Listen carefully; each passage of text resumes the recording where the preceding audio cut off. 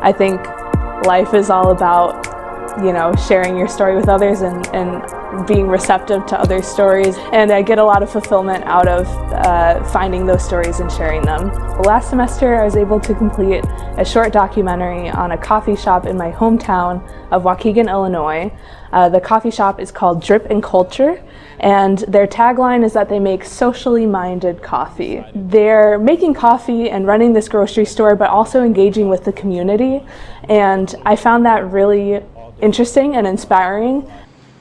I think so much of what we're trying to build at Drip and Culture is very much about just opening a space where we can all empathize with one another and grow a little bit together.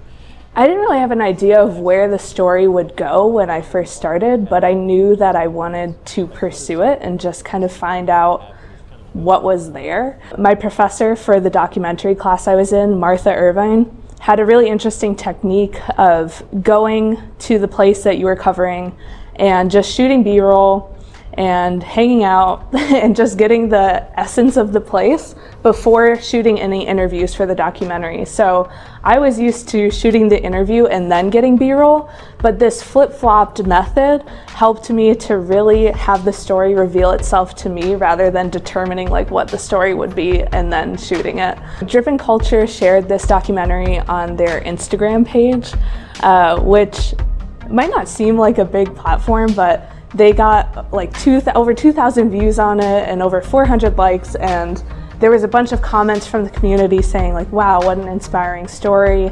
Thank you for being in the community. Thank you for sharing your story. And that was really powerful for me to see people in the community actually responding to the story that I had put together. And I think it spread a lot of awareness for this locally owned small business in Waukegan, Illinois, that their story might not have been told or shared if someone hadn't come in and put the time and effort into exploring it and documenting it.